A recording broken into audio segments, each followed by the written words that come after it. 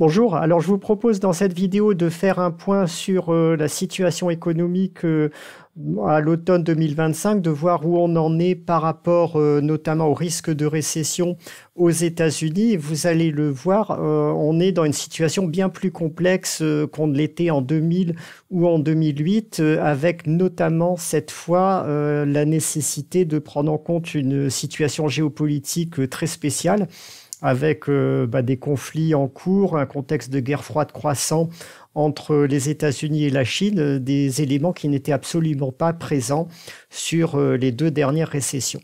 Alors ici, je vous ai mis un petit peu le résumé des points que je vais aborder. Alors la première chose, ça va être de faire le point sur les indicateurs de récession.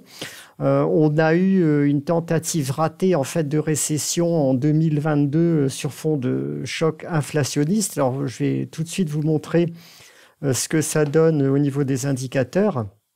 Alors déjà, un indicateur important, c'est le nombre de mois de stock de logements neufs à vendre aux États-Unis. Donc, à chaque fois qu'on approche d'une récession, cet indicateur a tendance à marquer un pic, en général au-dessus de 9 mois. On peut dire que dès qu'on passe les 9 mois de stock de logements à vendre, il y a une récession qui suit derrière la plupart du temps. Cet indicateur, il avait flashé l'alerte en 2022, justement, puisqu'on avait atteint les 10 mois, et n'a pas donné lieu à une récession. Alors, plus récemment, on est remonté à l'été, au printemps-été 2025, aux alentours de 9 mois ou un petit peu au-dessus de 9 mois, avant de baisser fortement sur la dernière donnée, ça a été publié il y a quelques jours, où on est retombé à 7,4 mois avec de bons chiffres de vente de logements neufs. Donc, comportement un peu curieux. Sur les permis de construire maintenant, là aussi, habituellement, en phase de pré-récession, on a une forte baisse du nombre de permis de construire qui sont déposés et délivrés. Cette baisse a eu lieu aussi en 2022. C'est pour ça que je parle de récession qui a avorté à ce moment-là. Et depuis, on a légèrement rebondi. On rebaisse à nouveau un petit peu maintenant, mais c'est pas des rythmes de baisse très rapides comme ce qu'on a pu voir ici sur 2006-2007 ou sur d'autres récessions des décennies précédentes. La courbe des taux, bien sûr, vous savez tous maintenant qu'elle s'est inversée et qu'on est sorti de la situation d'inversion, que ça constitue un signal d'alerte de récession. Mais là aussi, ce signal, ça fait maintenant plus d'un an qu'il a flashé, qu'il s'est réalisé. Et jamais dans l'histoire des dernières décennies, on a eu un délai aussi long sur ce signal avant une récession. Sur les ventes de camions maintenant, là aussi, habituellement, on a une forte baisse des ventes de camions qui est observée avant la récession. On a un signal d'alerte partiel qui se réalise actuellement avec une baisse effectivement, mais qui n'est pas très rapide. C'est pas du tout comparable avec ce qu'on avait ici en 2000 ou bien en 2007 par exemple. Là aussi, en 2023, on avait une baisse sensible, mais qui n'a pas donné lieu à une récession.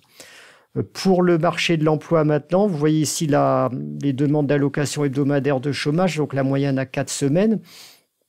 On reste à des niveaux à peu près standards dans la fourchette d'évolution de la période post-Covid, c'est-à-dire depuis 2022, on est toujours entre 200 000 et 250 000.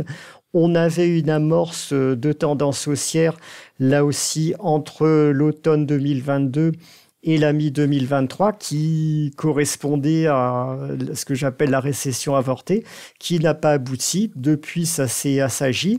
Et pour qu'on valide un nouveau risque de récession, une nouvelle dégradation sensible, il faudrait que cette courbe de demande d'allocation hebdomadaire de chômage se mette à remonter sensiblement, ce qu'elle ne fait pas pour le moment. Et puis après, il y a le marché de l'emploi. Donc, chaque fois qu'on a une courbe en creux bien décidée sur la courbe du taux de chômage américain, il y a une récession qui suit derrière. En tout cas, ça avait été le cas sur les précédentes décennies. On a eu cette courbe en creux qui s'est construite là aussi en 2022 et 2023, donc qui pouvait laisser envisager sérieusement une récession. Mais depuis, ça s'est calmé, donc la courbe s'est aplatie.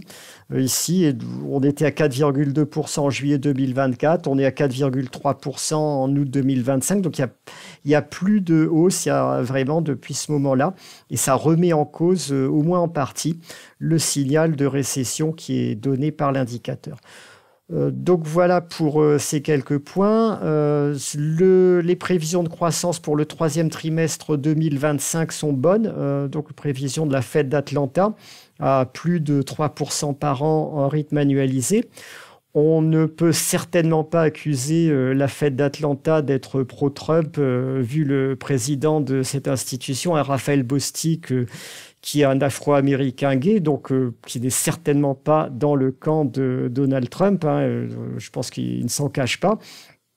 Mais malgré tout, il prévoit quand même une croissance élevée au troisième trimestre 2025. Sinon, les sentiments de consommateurs sont proches de leurs plus bas historiques, plus bas qui ont été associés par le passé à des récessions, mais qui étaient touchés pendant la récession. Là, on a un plus bas, mais on n'a pas de récession associée. Donc là aussi, c'est quelque chose d'inhabituel. Et puis, toujours sur le marché de l'emploi, les heures supplémentaires, donc le comportement des heures supplémentaires, habituellement, en phase de pré-récession, on a une phase de sommet et on se retourne à la baisse. Vous voyez ici, vous voyez ici. Donc en 2000, on avait baissé également. En 2008 aussi, en pré-Covid également. Et là, au contraire, on semble faire une figure en creux. Alors effectivement, on avait bien eu le mouvement de baisse de la récession avortée 2022-2023. Mais depuis, ce nombre d'heures supplémentaires qui sont réalisées par les travailleurs américains a tendance à augmenter. Et ça signale un marché de l'emploi qui n'est pas si faible que cela pour l'instant. Alors, on a un début de réponse à ce comportement curieux. Pourquoi la récession n'arrive pas alors que les indicateurs qui ne s'étaient jusqu'ici, qui n'avaient pas fait défaut, ont donné pour un grand nombre d'entre eux un signal d'alerte. Alors, la réponse apparemment, c'est que on a une consommation qui est soutenue pour l'instant par... il y a deux choses. Il y a d'abord une consommation qui est soutenue par la catégorie de ménages les plus riches aux États-Unis. Donc, vous voyez ici les dépenses de consommateurs. Donc, ici sont les déciles les moins aisés. Ça plafonne plus ou moins depuis 2022. On voit que c'est pratiquement plat. Alors que pour les parties les plus riches, la partie la plus riche de la population des consommateurs américains, on a une vraie croissance des dépenses depuis 2022. Et c'est ça qui tire vers le haut, qui soutient pour l'instant la croissance américaine. Donc j'ai d'autres graphiques que je vais vous montrer tout de suite sur le sujet, qui sont tirés de Bank of America. On voit très bien ici la croissance des déciles, là il s'agit de terciles, des terciles les plus riches, ici qui a 2% par an en données corrigées de l'inflation, alors qu'au contraire, les consommateurs les moins aisés ont du mal pour l'instant à faire jeu égal avec l'inflation et ne voient pas, en tout cas, leurs revenus et leurs dépenses augmenter à ce niveau-là. Et puis, cette part de consommateurs, les terciles les plus riches, ont quand même une part importante dans la consommation américaine. Donc, quand ils parviennent à augmenter leurs dépenses, évidemment, ça soutient l'économie américaine.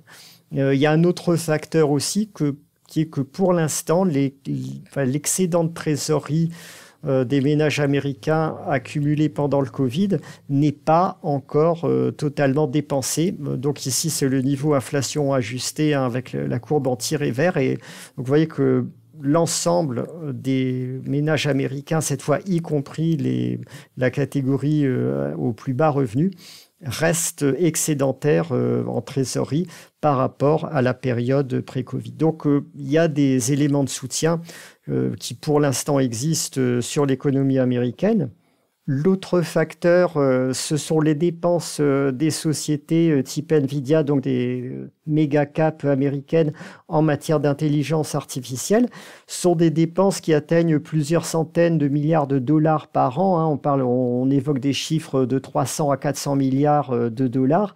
Et ces dépenses d'investissement, en fait, elles ont une part significative dans la croissance, notamment depuis quelques trimestres. On le voit ici sur ce graphique. Sans ces dépenses, on ne serait pas loin du seuil de récession aux États-Unis, mais avec les dépenses d'investissement en IA, on arrive à des niveaux de croissance qui sont plus soutenus. Alors, beaucoup d'experts pensent que c'est insoutenable. Je suis assez de leur avis aussi, hein, que les sociétés type Nvidia ne vont pas pouvoir maintenir un rythme de dépenses d'investissement aussi élevé si elles n'ont pas en face une croissance très importante de leurs revenus. Donc à un moment, ça va se tasser. Peut-être qu'à ce moment-là, la croissance va caler. L'autre facteur qui peut faire caler la croissance, ça serait l'implosion de la bulle techno, puisque les ménages les plus riches en ce moment dépensent beaucoup parce qu'ils ont un patrimoine important et qu'ils voient ce patrimoine progresser grâce à la bulle techno. Donc ils sont confiants, ils voient, c'est normal. Tant que la bourse monte, leurs actifs augmentent et ils peuvent dépenser. Si au contraire cette bulle techno implose, cette catégorie de ménages les plus riches qui soutenait la croissance jusqu'ici va restreindre ses dépenses et là, on risque d'entrer en récession aux États-Unis. Alors, un mot sur la situation en Europe maintenant. Donc, l'indicateur de sentiment économique ZEV, il n'est pas si mauvais. En ce moment, on est au-dessus de 25, donc on est à 25,1. C'est plutôt dans le haut de la fourchette historique de l'indicateur. En tout cas, on est très loin de valeurs négatives comme on pouvait l'avoir, par exemple, sur la période 2022-2023 de la récession avortée du pic inflationniste. Il y a des secteurs qui se redressent en Europe et qui font des figures en creux, comme ici le secteur de la construction, ce qui cadre mal là aussi avec une récession immédiate.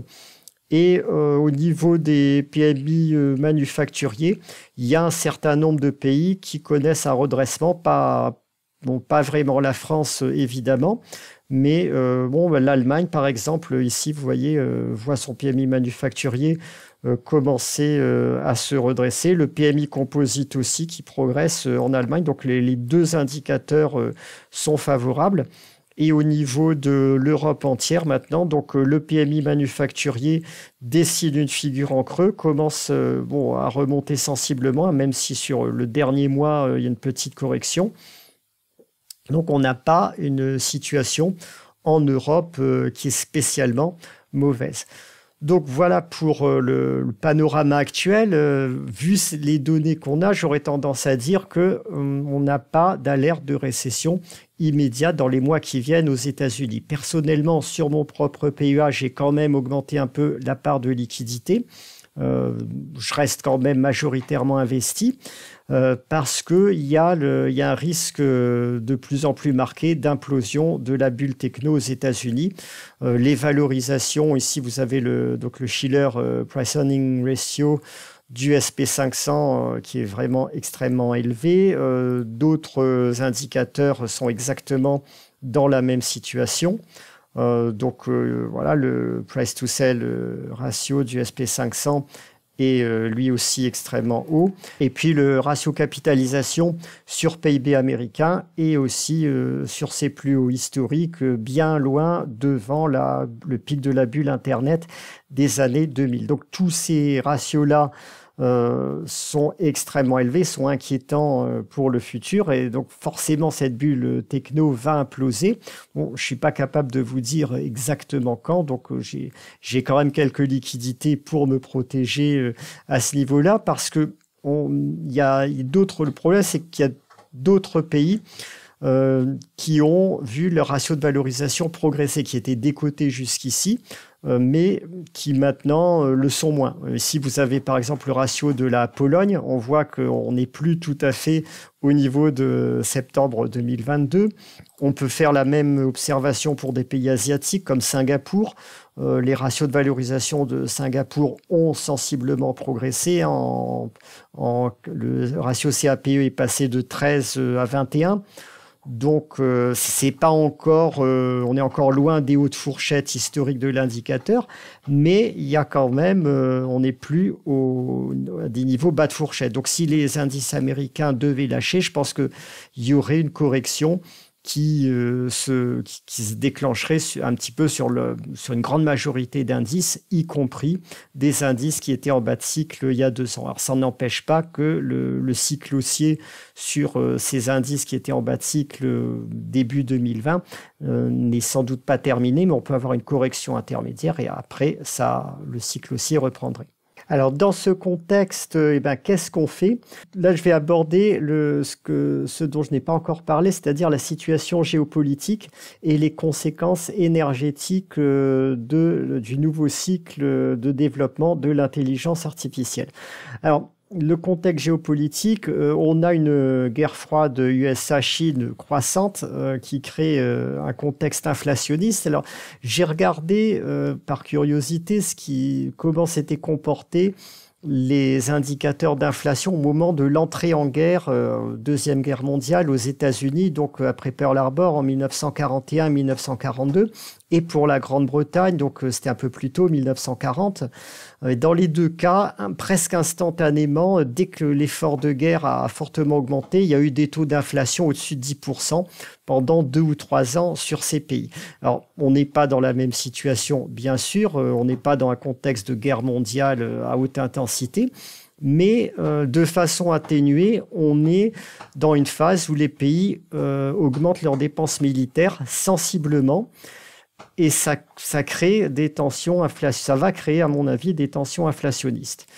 Je m'attends aussi à une récession en 2026, comme je vous l'ai dit, par implosion de la bulle IA, parce que à ce moment-là, les ménages riches qui soutenaient la consommation jusqu'ici vont faire défaut, au moins temporairement, mais ça ne va pas changer la tendance de long terme inflationniste. Ensuite, je pense aussi que Trump va prendre le contrôle de la Fed. Il a commencé, il a placé un homme à lui en plus récemment. Il va essayer de faire partir Lisa Cook, la prochaine action judiciaire à la Cour suprême. Il a perdu une première manche, mais il ne va pas s'arrêter là. Ensuite, il pourra remplacer Jerome Powell. Donc, progressivement, il va mettre des pions à lui au sein de l'institution et notamment si les conflits associés à la guerre froide États-Unis-Chine devaient s'intensifier, il y aura de plus en plus de pression sur la Fed pour réaliser une politique de monnaie fondante pour financer les dépenses associées à cette guerre froide. Donc ça, c'est une chose à prendre en compte. Et la deuxième chose, sont les dépenses énergétiques liées à l'intelligence artificielle. Et ça, il y a une solution extrêmement simple pour vous, pour investir dans le potentiel de l'intelligence artificielle sans payer des fortunes ou sans acheter des valeurs totalement surévaluées, style Nvidia, dont les ratios de valorisation peuvent imploser à tout moment.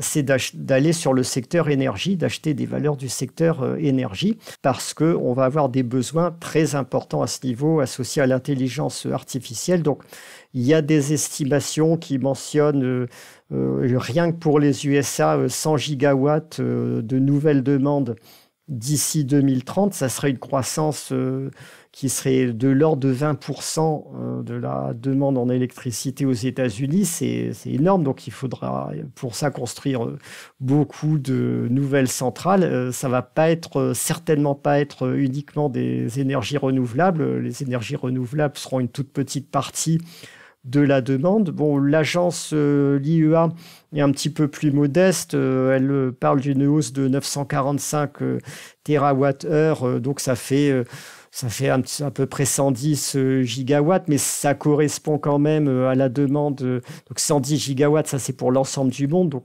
bon, voilà, on va dire que le potentiel de croissance, il se situerait entre 100 et 200 gigawatts à l'échelle mondiale. Si c'est plutôt 100, ça fera quand même la consommation électrique de tout le Japon. Et si c'est 200, ça fera le double et ça fera plusieurs millions de barils par jour qui s'ajouteront aux besoins énergétiques mondiaux, à la croissance normale des besoins énergétiques mondiaux qui auraient eu lieu de toute façon sans l'IA.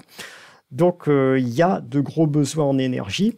Et vous avez, ça tombe bien, vous avez une valorisation totalement en bas de cycle sur le secteur.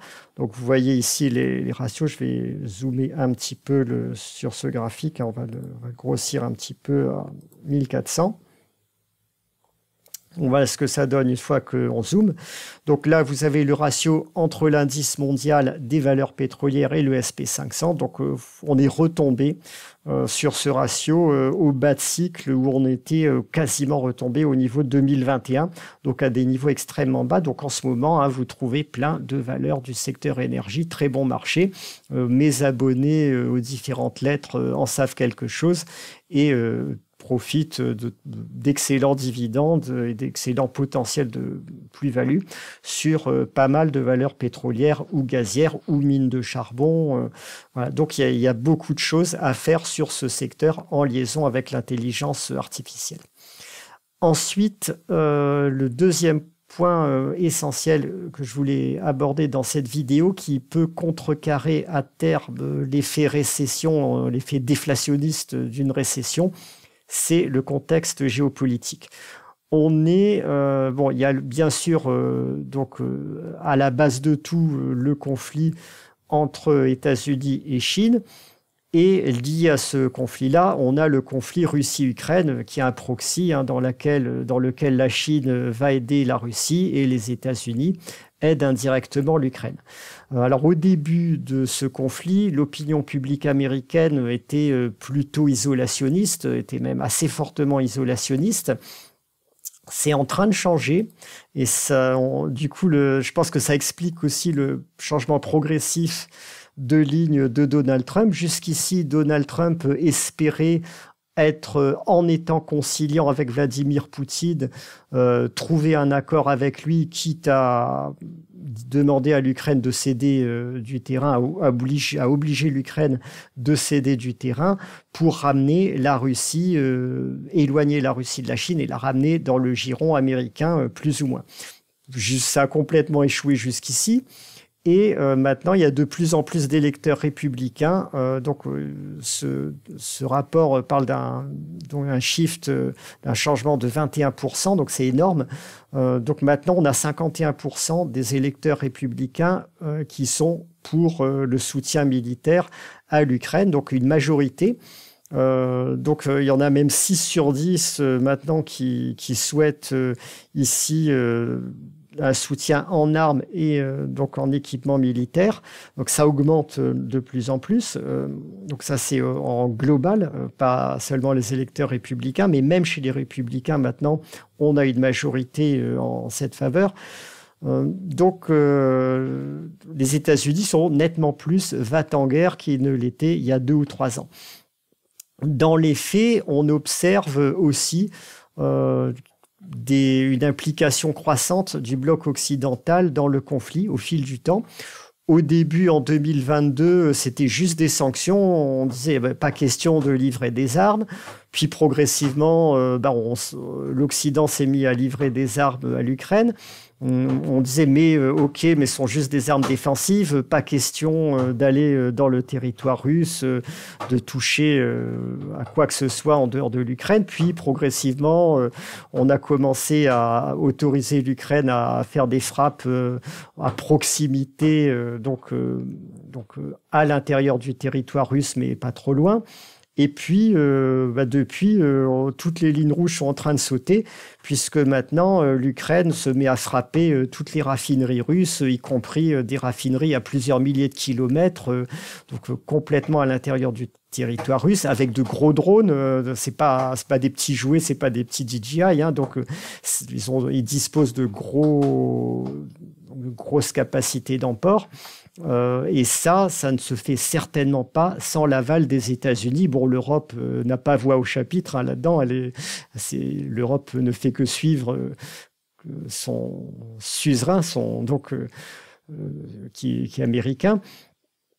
Mais clairement, ces drones qui sont présentés comme ukrainiens, à mon avis, c'est impossible que l'Ukraine, en 2 ans, ait réussi à concevoir des gros drones capables de frapper avec une grande précision à plusieurs milliers de kilomètres sans une coopération très active des Occidentaux et des États-Unis.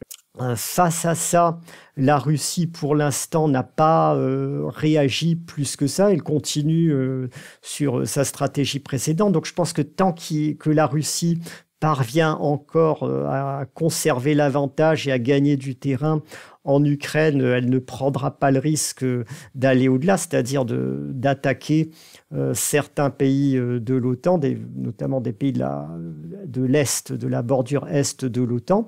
Mais si à un moment, elle sent qu'elle perd cet avantage et que la pression occidentale devient trop grande, Poutine peut se retrouver dans une situation où il n'a plus grand-chose à perdre. Et à ce moment-là, il pourrait effectivement tenter des attaques conventionnelles sur la bordure Est de l'OTAN. C'est quelque chose que je considérais comme à peu près impossible il y a 2 ou 3 ans.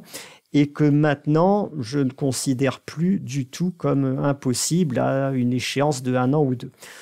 Donc voilà, ça, même si ça ne se produit pas, il y aura dans tous les cas un gros durcissement des sanctions vis-à-vis de la Russie. Je pense que les États-Unis maintenant vont faire pression de plus en plus pour que les pays, entre guillemets, neutres, type Inde, cessent d'acheter du pétrole russe.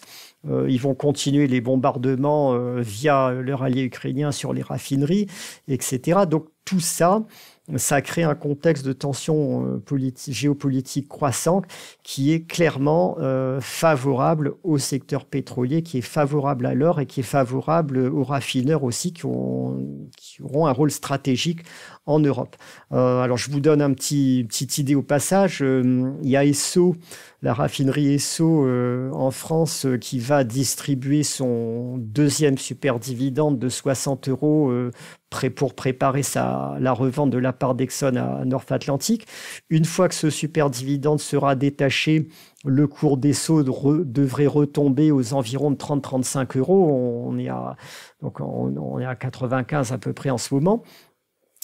S'il retombe à 35 € et qu'on a des marges de raffinage élevées à ce moment-là, les marges de raffinage ont fortement remonté sur les derniers mois, on pourrait se trouver dans une situation de réédition plus ou moins de ce qui s'est passé en 2022-2023, c'est-à-dire une raffinerie qui est redevenue à bas prix, qui serait délestée de toute la trésorerie qu'elle a gagnée sur les 2 dernières années, mais qui serait en capacité de reconstituer rapidement une trésorerie importante dans le cadre de fortes tensions géopolitiques. Donc ça sera à suivre, hein. Je le suivrai bien sûr très attentivement avec mes abonnés dans les mois qui viennent, mais il pourra y avoir une fois que le super dividende aura été détaché, que le cours d'Esso sera tombé aux environs de 35 €, pourra y avoir une nouvelle opportunité d'investissement sur ce titre.